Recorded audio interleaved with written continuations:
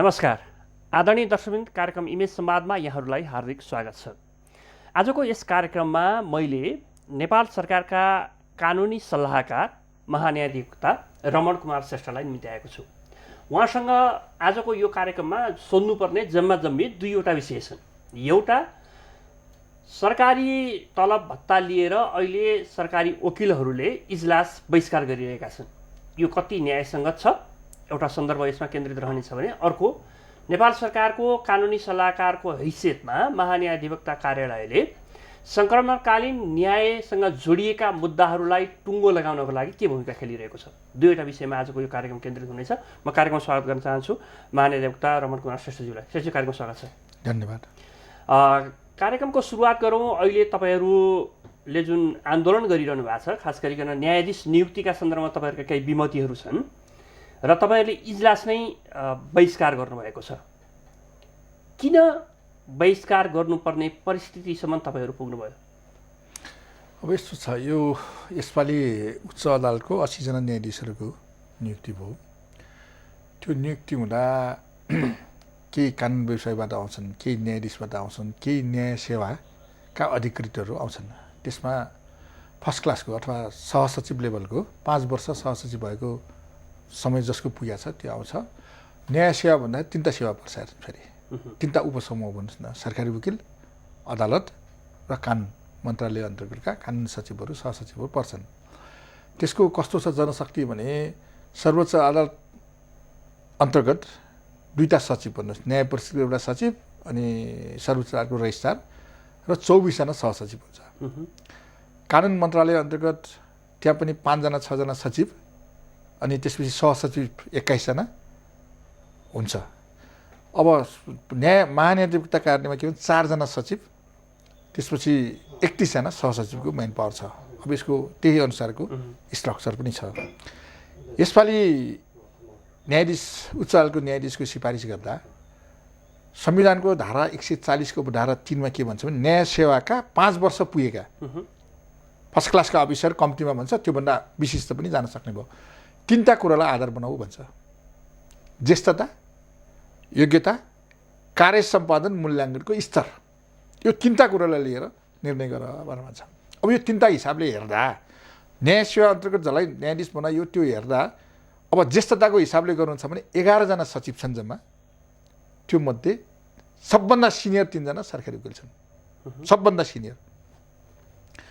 अब कार्य सम्पादनको हिसाबले हेर्दा पनि र योग्यताको हिसाबले हेर्दा पनि निजामती सेवामा उत्कृष्ट छ भनेर चाहिँ पुरस्कार दिएको सहसचिव पनि हामीसँग छ। अब भयो के भन्दा कति भयो रेसियो म तपाईँलाई भनौँ, कानुनतर्फ 2 जना सचिव र 2 जना सहसचिव न्यायाधीश भए।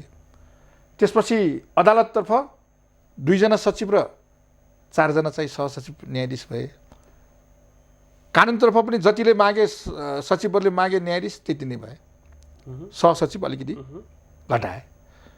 अब सर्वोच्च अदालततर्फ पनि जम्मी के थियो भने 2 जना सचिव थिए, 2 जना न्यायाधीश भए। 9 जना सहसचिव मध्ये 2 जनाले त रजिस्ट्रार र चाहिँ सचिव हुने भनेर भएनन्। त्यसमध्ये 7 जना थियो, 7 जनामा 4 जना न्यायाधीश भए। अब हामी कहाँ 4 जना सचिव छन्, 5 जना सहसचिव छन्। सहसचिवको कुरो गर्नु छ भने सबभन्दा सिनियर सहसचिव हामीसँग छ। फेरि कामको मूल्याङ्कन गरेर उत्कृष्ट भनेर पुरस्कार दिएको 4 जना सचिव छन्, जम्मा 1 जना भए। अब यो ज्येष्ठताको हिसाबले पनि मिल्दैन, योग्यताको हिसाबले पनि मिल्दैन, कार्य सम्पादनको हिसाबले पनि मिल्दैन। र समानुपातिक समावेशी भन्या चाहिँ त्यो 3टा समूह उपसमूह भइसकेपछि त्यसबाट हेर्नु पर्यो। अब माइन पावरको हिसाबले, जनशक्तिको हिसाबले पनि हामीसँग जनशक्ति बढी छ। अब यो सबै हिसाबले संविधान अनुकूल सरकारी वकिलहरूलाई जो सिफारिस गर्नुपर्ने, नियुक्ति गर्नुपर्ने त्यो गरेन भन्ने सम्बन्धमा सरकारी वकिलहरूले चाहिँ के गरे भन्दाखेरि मिलेन, हामीलाई उपेक्षा गर्यो। योभन्दा अगाडि 15 अदालतको 79 जना न्यायाधीश नियुक्ति गर्दा 7 जना चाहिँ सरकारी वकिलबाट परेको थियो। त्यो बेला पनि कम भयो भनेको ठाउँमा अहिले 80 जना गर्दा 1 जना भयो। जस्टिफाई कसरी हुन्छ?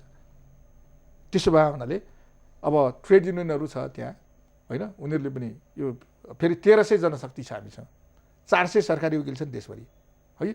यो शक्ति फेरि यति महत्त्वपूर्ण शक्ति हो जसले सरकारको सरकारवादी मुद्दा लगाउने कुरो गर्छ, सरकार उप परेका मुद्दाको प्रतिरक्षा गर्ने कुरो गर्छ, अनि सरकारलाई कानुनी सल्लाह दिने काम गर्छ। भनेपछि यो शान्ति सुरक्षासँग सम्बन्धित हुन्छ, अपराध नियन्त्रण गर्ने कुरोसँग सम्बन्धित हुन्छ, विकास निर्माणसँग सम्बन्धित मुद्दाहरूमा यसले प्रत्यक्ष गर्ने कुरो हुन्छ, राय दिने कुरो हुन्छ। यति महत्त्वपूर्ण निकाय जसको अब त्यसले गर्दा के भयो, वृत्ति विकास पनि रोकियो। अब म यहीँनिर आउँछु रमण सर कि यति महत्त्वपूर्ण निकाय र यति महत्त्वपूर्ण जिम्मेवारी बोकेको सरकारी वकिलहरू जो राज्यबाट तलब भत्ता प्राप्त गर्छन्, उनीहरूले जनताको काम गर्दिन भनेर आन्दोलन गर्न मिल्छ? यस्तो छ, त्यसको नैतिक आधार कति होला? अब म तपाईँलाई ठ्याक्कै यही कुरो भन्छु, जनताको काम गर्दिन भन्न पाइँदैन। राजस्वको पैसा, जनताले कर तिरेको पैसा खाएपछि गरिने। तर कुरो के हो भने नि, अर्काको अधिकारको लागि लड्ने समूहले आफ्नो अधिकारको लागि के गर्न सक्छ? तर त्यसका अरू बाटा र उपायहरू हुन सक्छन् नि। किन जनताको काम रोकेर मेरो अधिकार म चाहिँ नि प्राप्त गर्छु भन्ने कुरा त कुनै पनि तर्कले त्यसलाई तर्कसङ्गत बनाउन सकिन्न होला। होइन, सकिन्छ। तर्कसङ्गत नभएर गर्दै गर्दैन। कानुनको शासनमा विश्वास गर्ने, संविधानवादमा विश्वास गर्ने, स्वतन्त्र न्यायपालिका र मानव अधिकारमा विश्वास गर्ने संविधानकै व्याख्या गर्दै हिँड्ने एउटा समूहले एकदम ठिक। संविधानले कलेक्टिभ बार्गेनिङको पनि अधिकार दिएको छ ट्रेड युनियनहरूलाई। यहाँले संविधान हेर्नुभयो भने धारा पल्टाउनु पर्ला। दिएको छ, म मान्छु। के अरे सामूहिक सौदाबाजीको अधिकार चाहिँ ट्रेड युनियन राइट्स अन्तर्गत दिएको छ संविधानले। तर त्यसले के पनि भन्छ भने नागरिकका अधिकारलाई तपाईँले कर्टेल गर्ने गरेर, नागरिकले का सेवा सुविधालाई रोक्ने गरेर तपाईँले त्यो अधिकार हामीले रोकेका छैनौँ नि। हामी अहिले के छ भन्दाखेरि ट्रेड युनियन र सरकारी वकिलहरूले अदालतमा उपस्थित नहुने भने हो, त्यो बाहेकको सबै काम गर्छ। अदालतमा उपस्थित नहुनु भनेको त जनताको काम रोकिनु हो नि। यस्तो छ, कसरी रोकिन्छ? रोकिँदैन हेर्नुहोस्, है।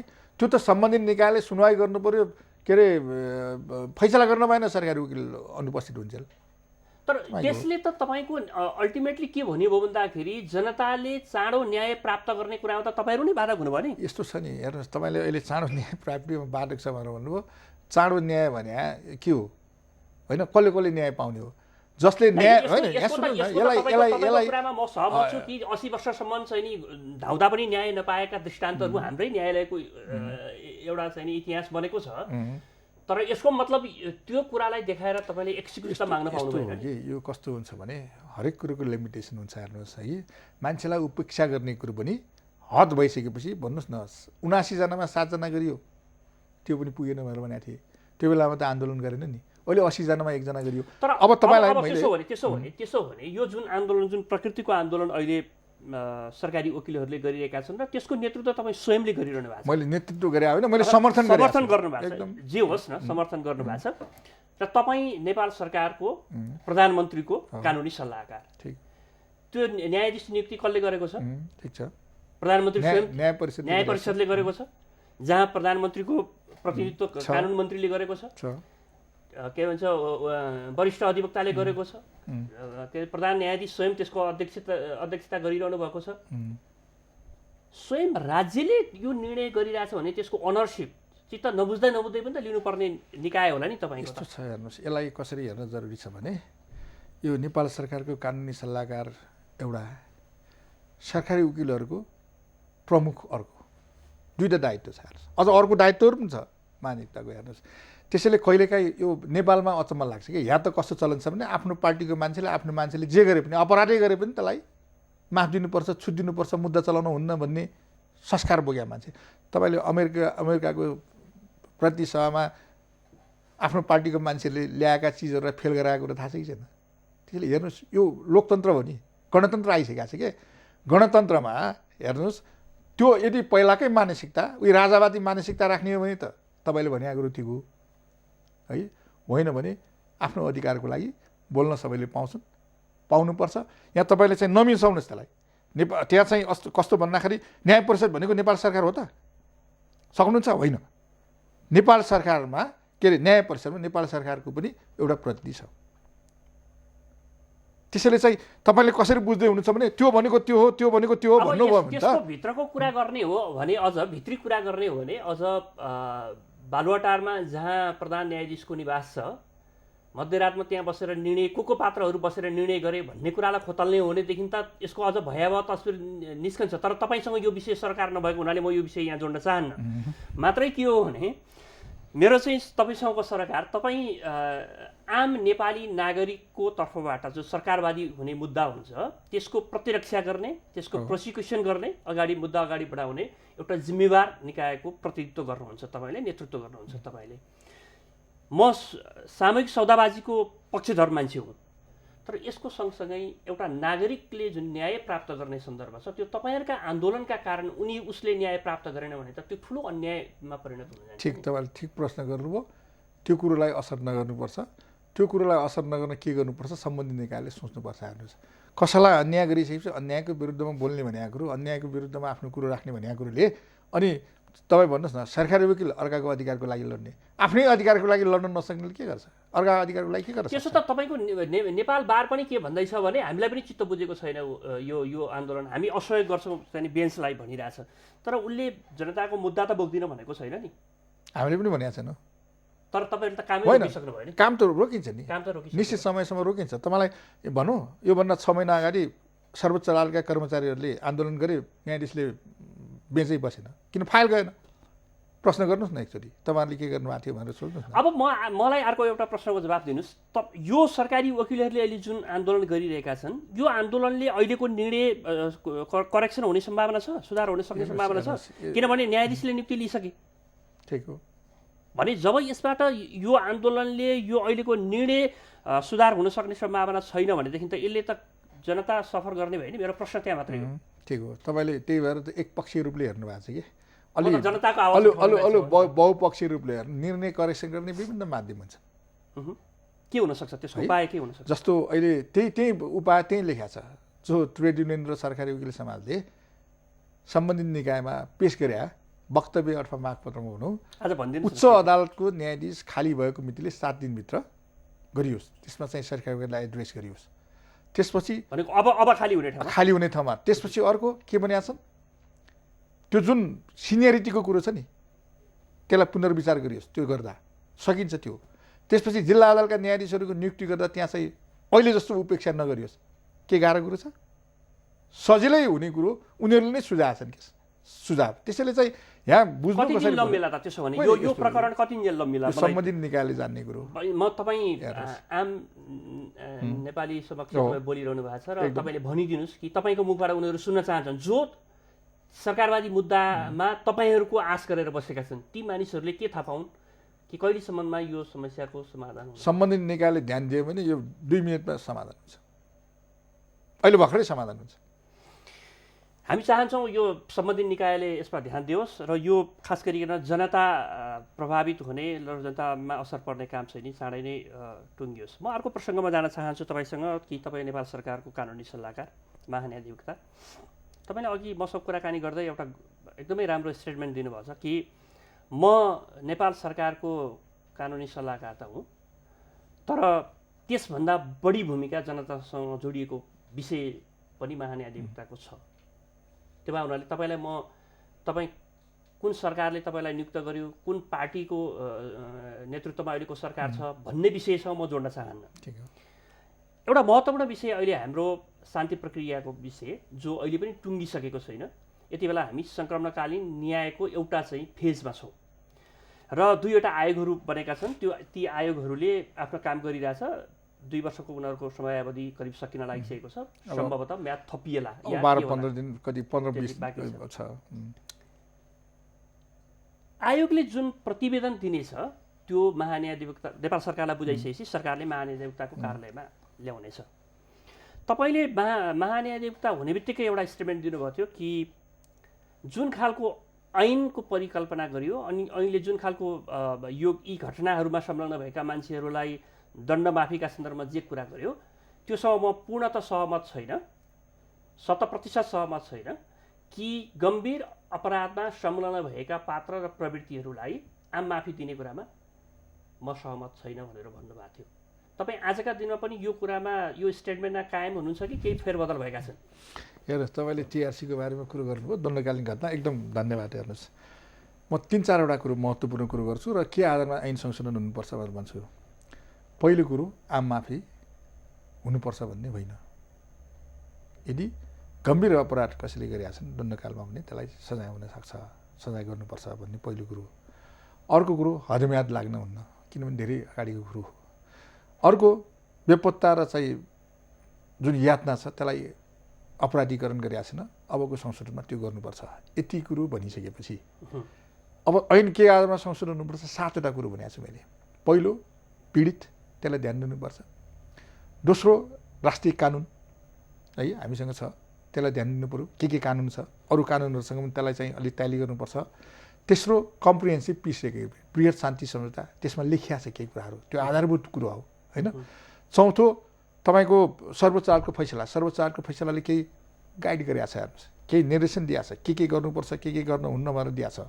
त्यसपछि अर्को चाहिँ भनिएको चाहिँ के हो भने राष्ट्रिय आवश्यकता। हेर्नुहोस्, हाम्रो राष्ट्रिय आवश्यकता के हो? हामीले द्वन्द्व चाह्यौँ कि शान्ति चाह्यौँ? शान्ति चाह्यो भने शान्ति उन्मुख कसरी हुन सकिन्छ भनेर गर्नु पऱ्यो। द्वन्द्व चाह्यो भने लड्नतिर लाग्नु पऱ्यो। हेर्नु, त्यसैले राष्ट्रिय आवश्यकता के हो? त्यसपछि अर्को भन्यो अन्तर्राष्ट्रिय मानव अधिकार र मानवीय कानुन सम्बन्धी के छ? त्यो अभिसन्धिमा त हामीले हस्ताक्षर गरेका छौँ, मान्य सिद्धान्तहरू, के छ अन्तर्राष्ट्रिय मान्य सिद्धान्तहरू। त्यसपछि लास्ट वान भनेको चाहिँ सङ्क्रमणकालीन न्यायको सिद्धान्त। यो 7वटा कुरालाई आधार बनाएर के गर्नुपर्छ?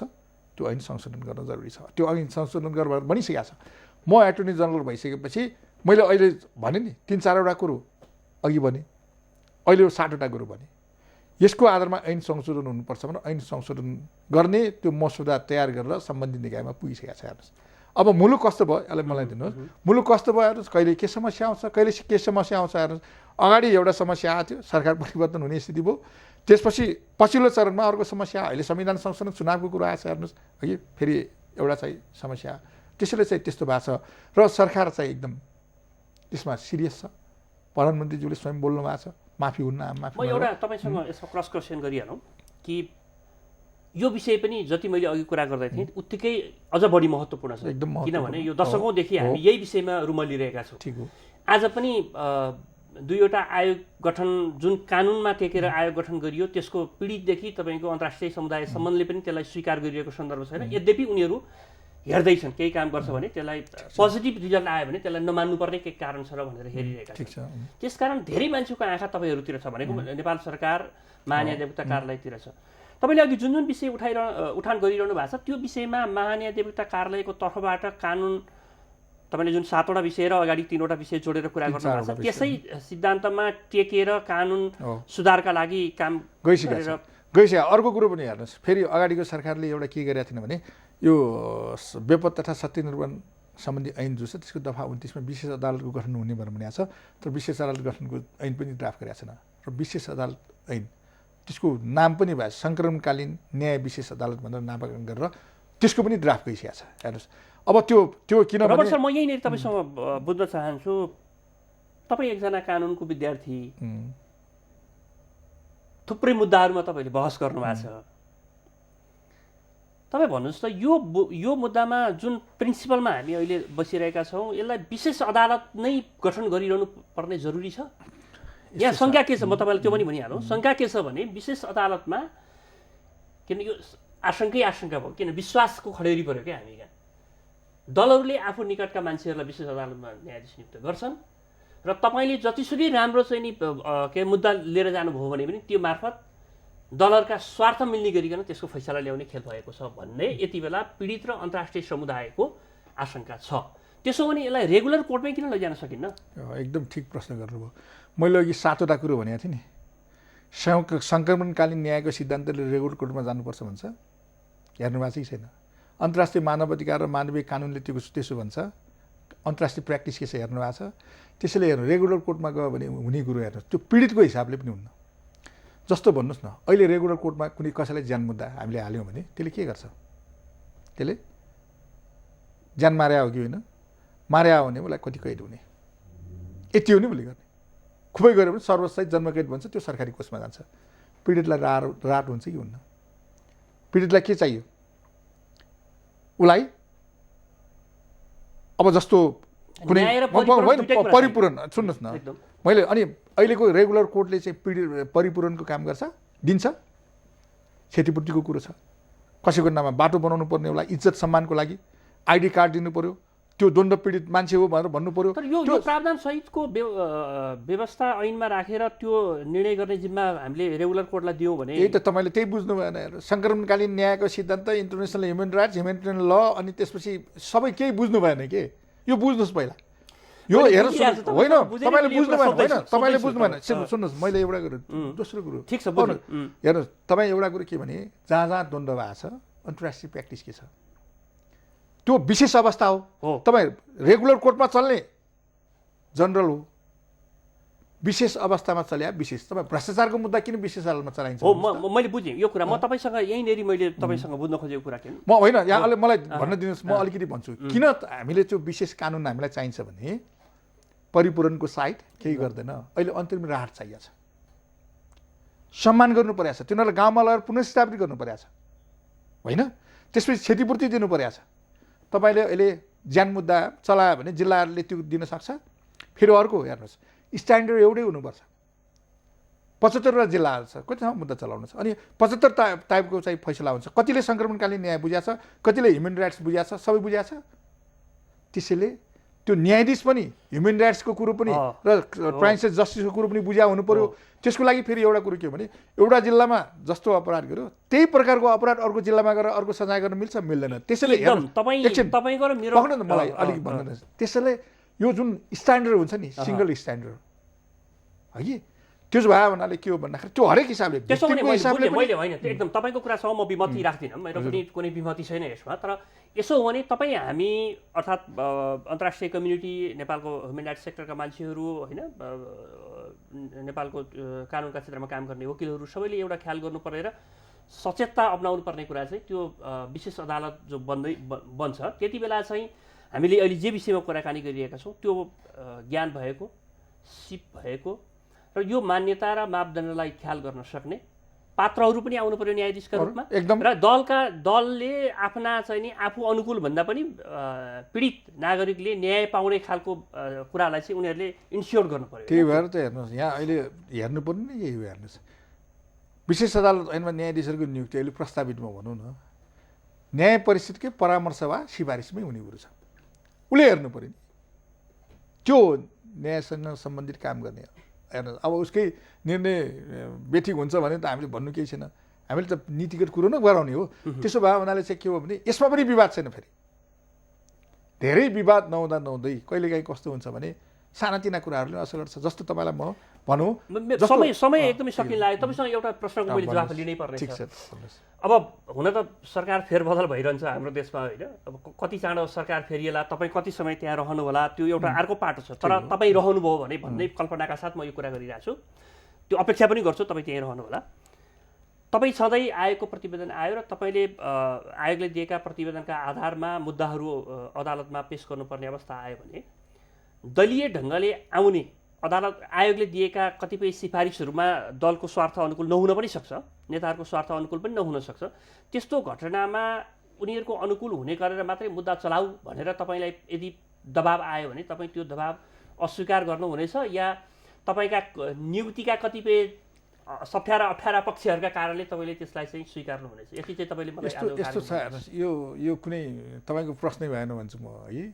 किन प्रश्न भएन भने पहिलो कुरो त प्रतिवेदन आउनु पर्यो। फेरि प्रतिवेदन आउनसाथ मुद्दा चलाउनुपर्छ भन्ने पनि छैन, मुद्दा नचलाउने भन्ने पनि हुन्न। त्यो मुद्दा चलाउने वा नचलाउने अधिकार संविधानले महाधिवक्तालाई दिएको छ। त्यो तथ्य प्रमाण, यहाँ सुन्नुहोस् न, तथ्य प्रमाणको आधारमा। त्यसैले तथ्य प्रमाण आयो भने यहाँ कुनै छलफल गर्नुपर्ने विषय नै होइन।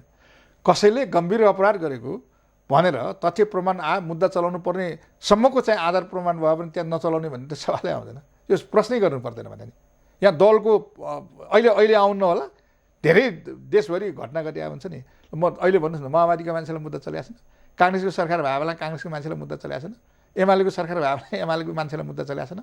त्यो ठाउँमा बस्ने मान्छेले कति रेजिस्ट गर्छ, कति चाहिँ त्यसलाई महान्यायाधिवक्ता कार्यालय सङ्क्रमणकालीन न्यायको विषय र मुद्दालाई संवेदनशील भएर हेर्नेछ, अगाडि बढाउनेछ। मैले अघि सिद्धान्तै भनिछु कि है, त्यो आधारमै हुन्छ सबै कुरा। धन्यवाद। हजुर, धन्यवाद। समय दिनुभयो, यहाँलाई हार्दिक धन्यवाद। आदरणीय दर्शकबिन, हाम्रो निर्धारित समय सकिएको छ, हामी सबैजना बिदा चाहन्छौँ। नमस्कार।